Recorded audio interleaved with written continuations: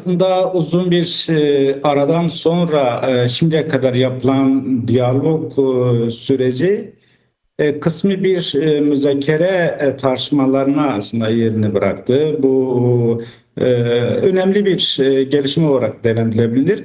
Şimdi KSD'nin entegrasyonla ilgili birçok tartışma var. Gerek KSD Genel Komutanı Mazlum Abdi'nin gerekse yine özel yönetimi diğer yetkililerinin açıklamalarına baktığımızda şu başlıklar öne çıkıyor. Mazlum Abdi var olan HTŞ ya da Suriye Milli Ordusu dedikleri bunların içinde çok radikal cihadistlerin oldu. Bunlarla bir entegrasyondan söz etmiyor.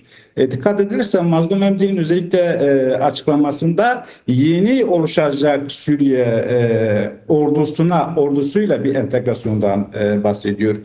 Aslında daha önce bunu defalarca da medya haber ekranlarında da bunları paylaşmıştık. Evet. Gerek uluslararası koalisyon güçlerinin öngördüğü, gerekse yine KSD yapısının öngördüğü KSD askeri modeli. Şimdi KSD'nin askeri modeli sadece Kuzeydoğu Suriye için değil, Suriye'nin geneli için böyle bir model öngörülüyordu ve şu an aslında eğer olursa bu ordu modeli Suriye'nin genelinde sağlanmaya çalışıyor. Bu son derece önemli. Evet. Çünkü var olan yapılar, örneğin şu an KSD'nin entegrasyon tartışmaları ya da bunun üzerindeki yapılan sözlü anlaşmalar ya da zaten bugün de biliyorsunuz bir askeri heyet gitti KSD tarafından.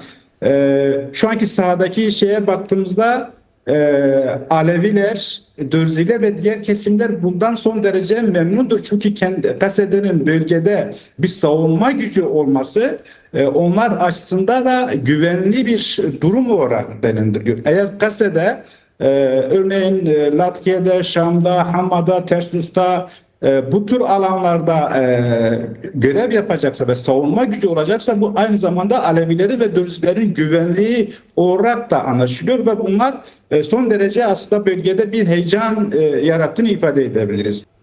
Özellikle Suriye TV kanalında bazı işte HTŞ geçici hükümet yetkililerine dayanarak bazı o Mazlum Abdi ile birlikte İlham Ahmet'in işte özellikle Tombarak ve Sentom Komutanı Kurtul'la birlikte Şam'a gidilmişti. O görüşmenin bazı detaylarını açıkladılar. Yine Mazlum Abdi aslında Runay TV'deki programda da bazı görüşmeye dair bazı açıklamalar yapmıştı. Yani şimdi özerk yönetimin şimdiye kadar Şam'la ilgili oluşturmak istediği müzakere ya da bu müzakerenin diyaloğun müzakereye çevrilmesine ilişkin bazı tartışmaları oldu. Çünkü sahada çok kırılgan bir durum var. Örneğin özerk yönetimle HTŞ ya da geçici hükümet belli bazı konularda da görüş birliği yakalansa da bu çok rahat provoke edilebilir farklı güçler tarafından. Farklı güç dediğim Türkiye bağlı örneğin Suriye Milli Ordusu var. Çok rahat provoke edebiliyor. Kaldı ki şu anda hala da o bir tehlike olarak görülüyor. Başlıca şeyler var. Örneğin eğer yeni bir Suriye'nin inşasından söz edilecekse ortaya atılan bir anayasa taslağı var. Şimdi bu anayasa taslağı tamamıyla değiştirilmesi gerekiyor. En önemli konulardan bir tanesi bu. Bu anayasa taslağı ortada olduğu sürece istediğin kadar müzakereler geliştir, istediğin kadar diyalog süreçleri başlar. Bir sonuca varılmayacak. Çünkü sonuç itibariyle gelip anayasaya dayanacak. Bu görüşmede edindiğimiz bilgiler ya da açıklamalara baktığımızda bu anayasanın değiştirilmesine dönük belli bir sözlü anlaşmalar mı oldu? Hani değiştirilebilir olduğunu ifade ediyorlar. Yine bu süreçlerin ilerlemesi için olabildiğince bir bölgede savaşsız yani istikrarın gelişebilmesi için bir ateşkes zaten biliyorsun daha önce bu yürürlükteydi. Yani en az özür dilerim. Bu ateşkes kararı alınmıştı ancak uygulanmadı. Çünkü ateşkesten sonra biliyorsunuz kıyı şeridine saldırdılar, Dürziler saldırdılar, evet. Özel yönetim bölgelerine saldırdılar, provokasyon yaptılar. En azından bir an önce bu ateşkesin yürürlüğe girmesi kararı aldı. Bu da son derece önemli. Ve bundan sonraki yapılan başlıklar, örneğin anayasa değiştirilmesi, anayasa taslağının yeniden oluşturulması, Gazze'nin yeni oluşacak Suriye ordusuna nasıl entegre olacağı üzerine şu an tartışmalar, müzakereler devam ediyor.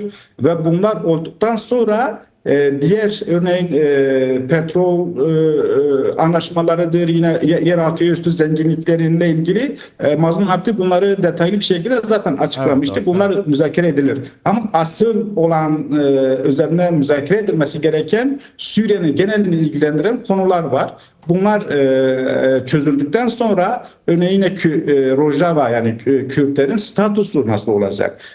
Bunların tamamı merkezi olmayan bir Suriye'de isterseniz buna özellik deyin, isterseniz federasyon deyin, istersen işte kentler bazında ya da iller bazında bir şey olarak, bir model olarak ya da kent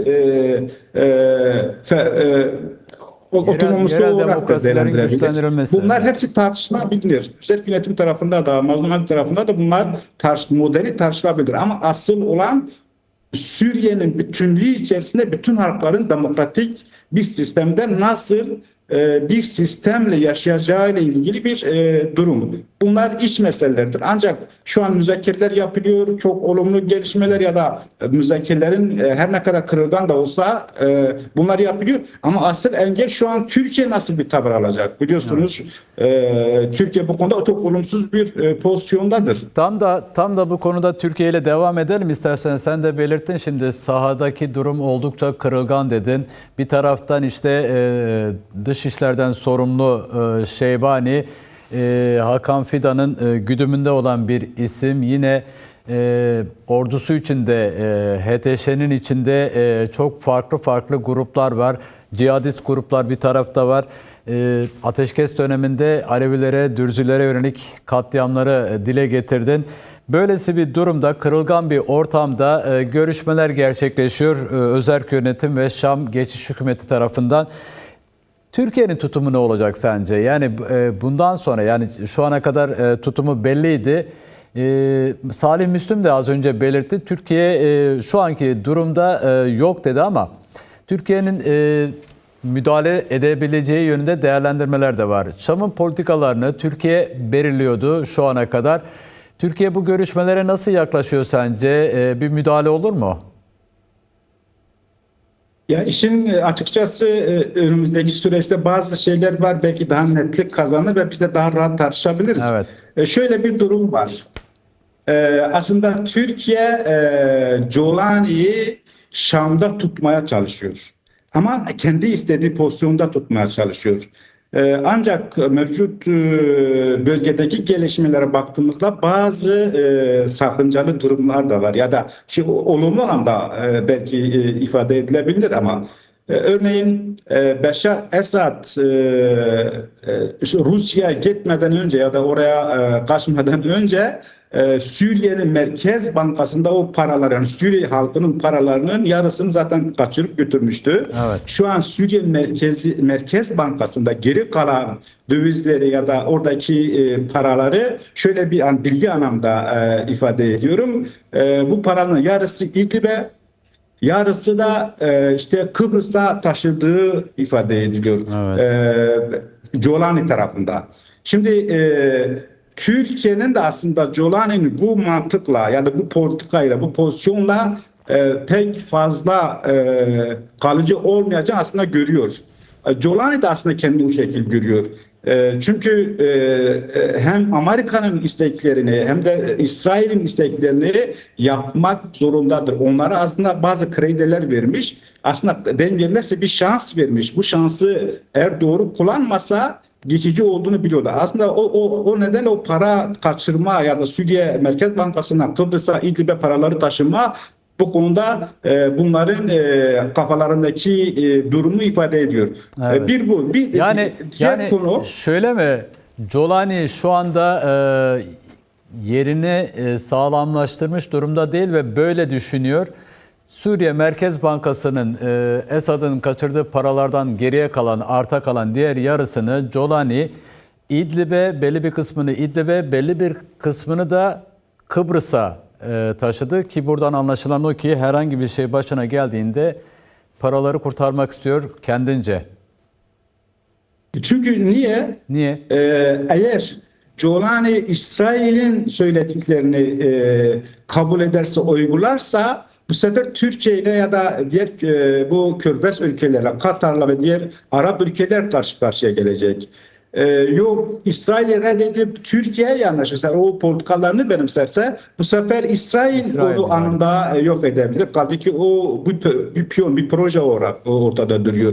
Onun için aslında konumunun kalıcı olmadığını kendisi biliyor. Türkiye de bunu biliyor. O nedenle Türkiye olabildiğince bunu Şam'da tutmaya çalışıyor. Özellikle son süreçlerde gerek Türkiye tarafında o yetkilerin Erdoğan'dan tutalım Hakan Fidan'a kadar birçok yetkili ve medyası da öyle. Çok aşırı bir destek var işte Jolani'ye. Jolani son derece aşırı desteklemeleri altında yatan Jolani Şam'da tutabilme.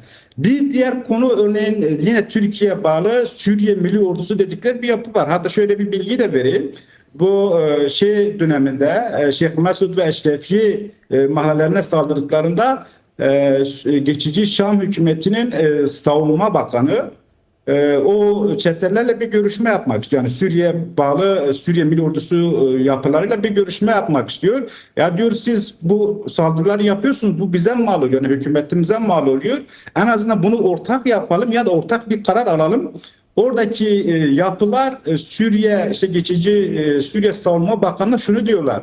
Diyorlar sen bize karışamazsın. Biz talimatı Türkiye'den alıyoruz. Evet. Böyle bir durum da var. O nedenle işte anlaşmalar olsa da hükümet yani geçici Şam hükümetiyle özel yönetim ama Suriye Milli Ordusu tarafından Türkiye tarafından çok rahat sabote edebiliyor ve bozguncu bir pozisyonda olduklarını ve ancak istediklerimizi kabul ederseniz biz kabul edebiliriz. Onun dışında çok rahat provokasyon yapabiliriz. Kaldı ki zaten sahada da bu görülüyor.